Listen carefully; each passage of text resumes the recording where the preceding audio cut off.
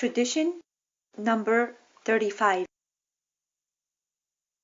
Through successive chain of authorities, reaching the Honorable Sheikh Abul Qasim Ja'far ibn Muhammad ibn Qawlawayh, may Allah send his grave, who relates through his chain of authorities from Imam Muhammad al-Baqir alayhi salam, that whenever Imam Hussein alayhi salam went to the presence of the Holy Prophet Muhammad salawatullahi alayhi wa alih, he would draw him closer to himself and would tell the commander of the faithful, Imam Ali, to take care of him.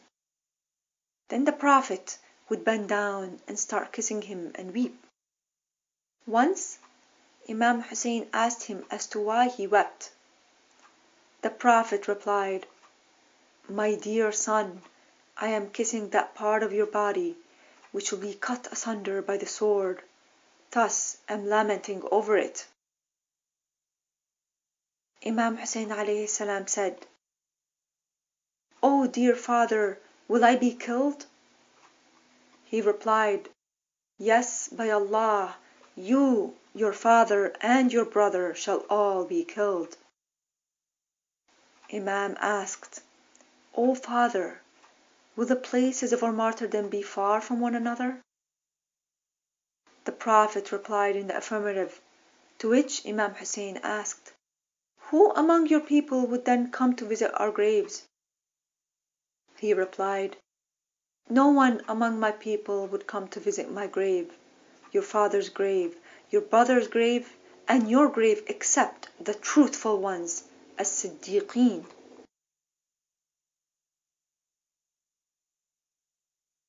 Tradition number 36.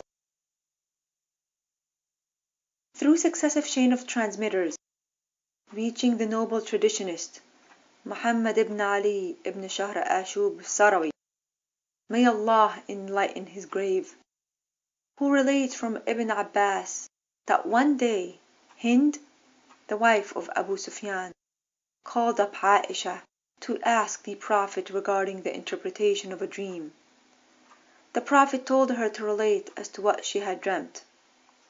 She said, "I saw a sun rising over my head and a moon emerging from my interior.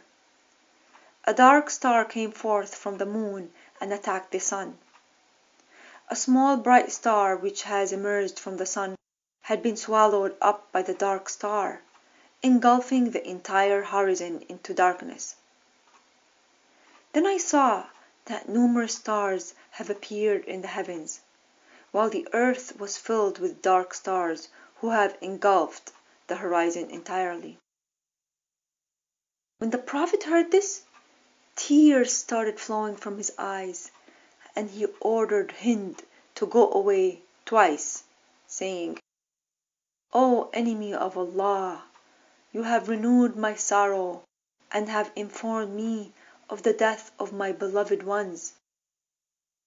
When she went away, he said, "O Allah, send your curse upon her and her progeny."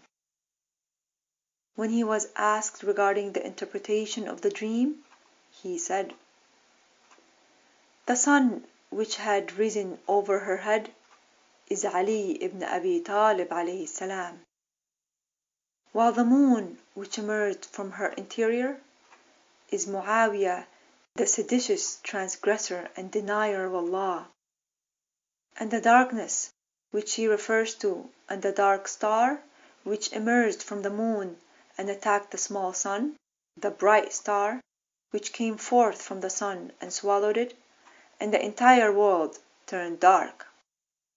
Its interpretation is that my son Hussein will be murdered by the son of Muawiyah, because of which the sun will turn black in grief and the entire horizon dark,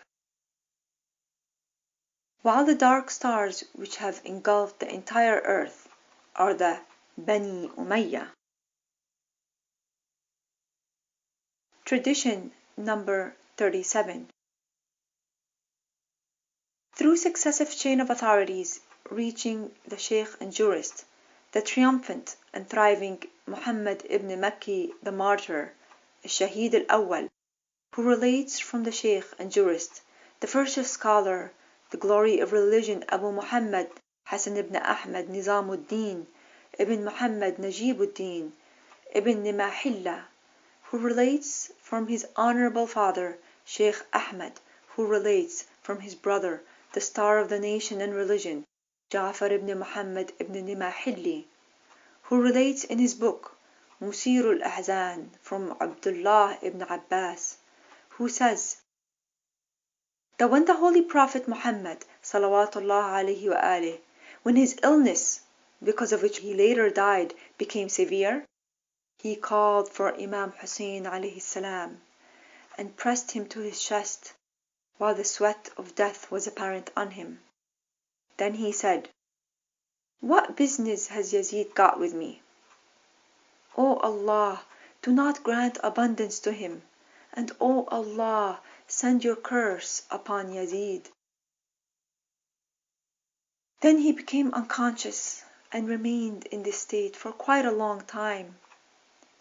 Then when he regained consciousness, he kissed Hussein while tears were flowing from both his eyes, and he said, "Beware, I and your murderer will stand in front of the Almighty, who will judge between us." Tradition number 38. Through the above referred chain of authorities from the same book, it is related from Sa'id ibn Jubair, who relates from Ibn Abbas, who says that one day I was seated in the presence of the Holy Prophet salawatullah alayhi wa alih, when Imam Hassan alayhi salam came.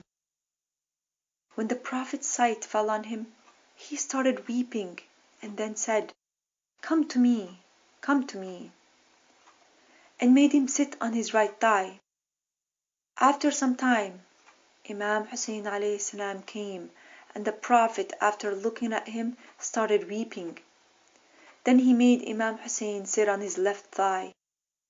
Then after some time, Hazrat Fatima alayhi salam came, and the Prophet again started weeping and repeated as before, and told her to sit facing him.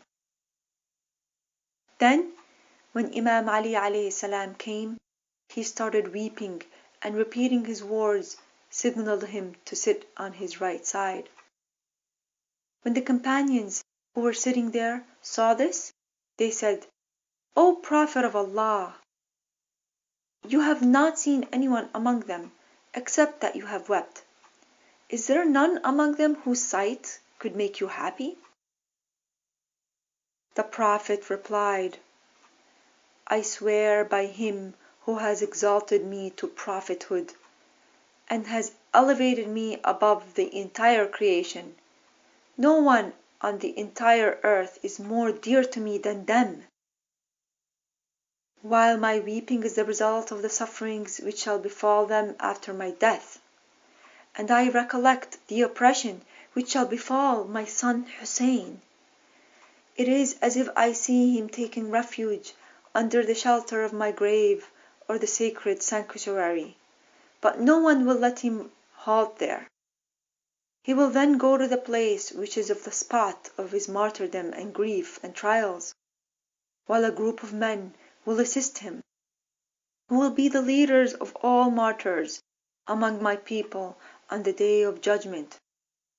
It is as if I see that arrows are shot at him, and he has fallen down upon the earth of perdition from his steed. Then they will slaughter him like a sheep in an oppressive manner."